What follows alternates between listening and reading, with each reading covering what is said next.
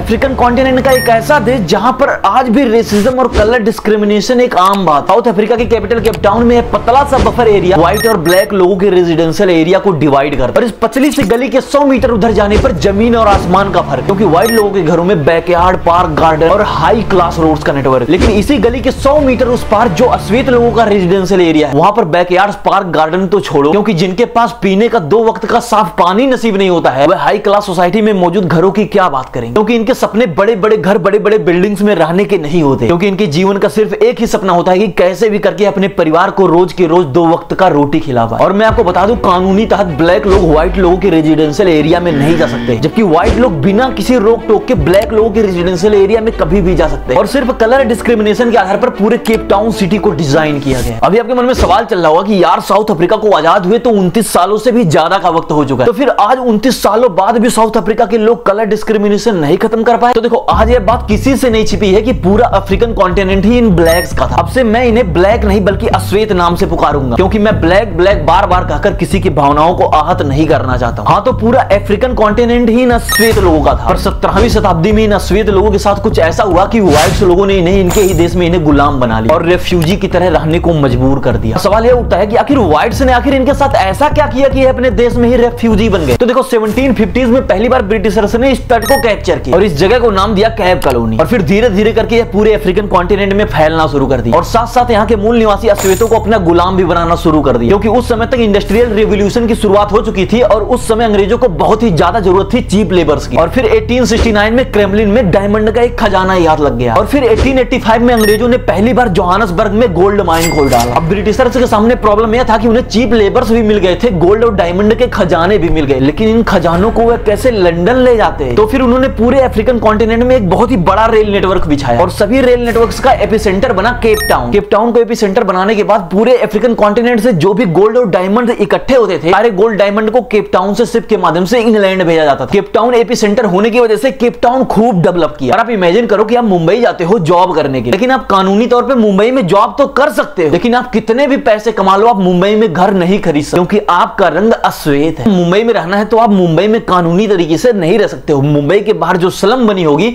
आप उस स्लम में रह सकते हो। और गाइस, यही सेम सिचुएशन आज भी साउथ अफ्रीका के केप टाउन में, क्योंकि वहां के नॉन व्हाइट काम तो केप टाउन में कर सकते हैं, लेकिन उन्हें रातों को सोने के लिए उसी स्लम में जाना पड़ेगा जो व्हाइट्स ने उन्हें दिया है। यह रेसिज्म के आधार पर यह भेदभाव 1913 से शुरू हुआ, जो कि मेनली 2 कानून बनाकर किया गया। पहला लैंड एक्ट ऑफ 1930, इसके तहत देश के 70% पॉपुलेशन जो कि वहां के नेटिव अफ्रीकन है, उन्हें ही अपने देश के सिर्फ 8% लैंड में ही रहना पड़ेगा, जो कि स्लम टाइप बेहद ही पिछड़े एरियाज थे। इसके अलावा वे अपने ही देश में उसी 8% जमीन के अलावा कहीं बाहर जमीन नहीं खरीद सकते हैं। और दूसरा कानून ग्रुप एरियाज एक्ट 1950, जिसके आधार पर सिटीज को रेसिज्म के आधार पर डिजाइन किया गया। इसके तहत देश के पॉपुलेशन को 3 ग्रुप्स में डिवाइड किया गया। पहला व्हाइट, दूसरा नेटिव अफ्रीकन, तीसरा मिक्स्ड रेस जो कि हमारे एशियन लोग। और साथ साथ केप टाउन सिटी को कई छोटे छोटे पार्ट्स में डिवाइड किया गया जातियों के आधार पर। व्हाइट्स को सिटी के अंदर हाई फैसिलिटीज इकोनॉमिक जोन में एरिया दिया गया, जो कि सिटी के टोटल एरिया का 86% एरिया था, जबकि उस समय पूरे सिटी में व्हाइट पॉपुलेशन सिर्फ 17% थी। गाइस, आप इमेजिन करो कि उनके ऊपर क्या बीती होगी कि उन्हें उनके ही देश में गुलामों की तरह रहने को मजबूर कर दिया गया। मतलब कि देश के सिर्फ 17% पॉपुलेशन के पास देश का 86% लैंड रहेगा। और दुख की बात तो यह थी कि नॉन व्हाइट्स को लैंड उनके सिटी के अंदर भी नहीं मिला था, बल्कि उन्हें सिटी के बाहर एक आउटर एरिया में मिला था, और उसी के आसपास कई सारे मिलिट्री बेस भी रहा करते थे, ताकि उनके ऊपर अच्छे से नजर रखा जा सके, ताकि कोई विद्रोह ना पनप सके। और अश्वेत लोग इन सर्टेन एरियाज के बाहर नहीं रह सकते थे। यहाँ पर इलेक्ट्रिसिटी और बेसिक फैसिलिटी तो छोड़ो, यहाँ के लोगों को पानी भी पीने का नसीब नहीं होता था। और इन्हीं के बीच 100 मीटर का एक बफर एरिया था, जिससे इन्हें आसानी से डिवाइड किया जा सके कि कौन सा व्हाइट लोगों का रेजिडेंशियल एरिया है और कौन कौन से नॉन व्हाइट्स का। रंग भेदभाव के आधार पर सिर्फ केप टाउन को ही नहीं, बल्कि जोहानसबर्ग और नमीबिया की कैपिटल विंधोयक को भी रेसिज्म के आधार पर ही डिजाइन किया गया था। और इसी वजह से इन सिटीज को एपार्थल सिटीज के नाम से जाना जाता है। यहाँ पर रहने वाले लोगों की स्किन कलर से ही पता चल जाता था कि यह व्यक्ति शहर के किस हिस्से में रहता है। केप टाउन में सबसे ज्यादा नॉन व्हाइट्स लोग डिस्ट्रिक्ट 6 नाम के एरिया में रहते थे लीगली। फिर अचानक से 1966 में गवर्नमेंट ने कहा कि यह भी एरिया व्हाइट्स का ही, और इसीलिए करीब 65,000 अश्वेत लोगों का घर देखते ही देखते घंटों में उजड़ गए। हालांकि 1934 में ब्रिटिशर्स का राज खत्म हो गया, फिर उसके बाद डच लोगों को पावर मिल गया, लेकिन उन्होंने भी अंग्रेजों की तरह ही नेटिव अफ्रीकन्स को एक्सप्लॉइट करना शुरू कर दिया, और तो और 148 लॉज बनाए रेसिज्म के आधार पर। दूसरी भाषा में यहाँ पर तानाशाही चल रही थी यूरोपियंस का अफ्रीकन्स पर। नॉन व्हाइट्स को अपने ही देश में कहीं बाहर जाना होता था तो उन्हें अपने साथ एक पासबुक कैरी करना पड़ता, जहां पर साफ साफ लिखा रहता था कहां कहां इन्हें ट्रेवल करने की और कहां कहां रहने की इन्हें इजाजत है। इस इसके अलावा वे कहीं भी नहीं जा सकते थे, और अगर ये गलती से भी अपना पासबुक कैरी करना भूल जाते थे तो इन्हें जेल में डालकर फ्री में काम करवाया जाता था। और ऐसा इसलिए किया जाता था ताकि नॉन व्हाइट्स लोग गरीब के गरीब ही रहे। अगर वे अमीर हो गए तो लेबर कौन बनेगा। 1970s के इस ग्राफ को आप साफ साफ देख सकते हो, जिसमें सारे पॉलिटिकल पावर से लेकर एडमिनिस्ट्रेटिव सर्विसेज तक सारे के सारे व्हाइट कॉलर जॉब व्हाइट्स के पास था। लेबर से लेकर सर्वेंट तक सारी की सारी ब्लू कॉलर जॉब अफ्रीकन्स के पास थी। 2017 के लैंड रिफॉर्म रिपोर्ट के अनुसार 10% एरिया आज भी व्हाइट्स के पास है, जबकि पूरे साउथ अफ्रीका में व्हाइट्स 10% से भी कम पॉपुलेशन में, और इन्हीं 9.5% लोगों के पास देश का 70% लैंड है। नेटिव लोगों के लिए अलग और व्हाइट्स लोगों के लिए अलग अलग एजुकेशन सिस्टम भी बनाया गया था, ताकि नेटिव लोग अच्छी क्वालिटी की एजुकेशन कभी प्राप्त ही ना कर सके और गरीब के गरीब ही रहे। और वहीं व्हाइट लोगों का अपना अलग एजुकेशन सिस्टम था, उन्हें हाई स्टैंडर्ड की एजुकेशन मिलती थी, जबकि नॉन व्हाइट्स को एकदम बेकार भद्दी क्वालिटी की एजुकेशन मिलती थी। ब्रिटिशर्स और डच ने जानबूझ के ऐसा एजुकेशन सिस्टम डिजाइन किया था ताकि गरीब के गरीब रहे, कभी अमीर ना हो पाए। 1949 के मैरिज एक्ट के तहत नॉन व्हाइट्स कभी व्हाइट फीमेल्स के साथ शादी नहीं कर सकते थे। व्हाइट लोगों के बीच नेटिव अफ्रीकन का जाना वर्जित था, यहाँ तक कि उन्हें अपने ही देश में वोट देने का अधिकार भी नहीं, because according to law native Africans are not citizen of South Africa. मैं आपको बता दूं कि साउथ अफ्रीका में आज भी दो प्रकार के लोग रहते हैं। पहला जो कि बहुत ही ज्यादा अमीर है, जो कि व्हाइट्स लोग हैं। दूसरा बहुत ही ज्यादा गरीब, जो कि अक्सर नेटिव अफ्रीकन्स ही होते हैं। अफ्रीका में व्हाइट्स का per capita income non white से 10 to 15 टाइम ज्यादा होता है। आज भी साउथ अफ्रीका के मैक्सिमम अमीर आदमी व्हाइट्स ही हैं। इनकम, फैसिलिटीज, लाइफ स्टाइल और एजुकेशन के मामले में दुनिया में सबसे ज्यादा अनइक्वल कंट्री साउथ अफ्रीका ही है। नॉन व्हाइट्स का अनएम्प्लॉयमेंट रेट 40% है, जबकि व्हाइट्स का सिर्फ 7%। 1994 में नेल्सन मंडेला के नेतृत्व में आजादी मिली और इन रूल्स को बंद किया गया, जिसके लिए नेल्सन मंडेला को 27 सालों तक जेलों में बितानी पड़ी। गांधी जी ने भी यहाँ पर रेसिज्म के खिलाफ 10 सालों तक प्रोटेस्ट किया। और आज 2023 में आजादी मिलने के बावजूद केप टाउन जैसे कई सिटीज में आज भी रंग रूप के आधार पर भेदभाव वाले कानून चलते हैं। गाइस, आप ही बताना कि आपका क्या विचार है इस रंग रूप के भेदभाव पर। और ऐसी और कमाल की अनइक्वालिटी जो हमारी सोसाइटी में आज भी एग्जिस्ट करती है, जानने के लिए हमारे चैनल को सब्सक्राइब करना मत भूलिए।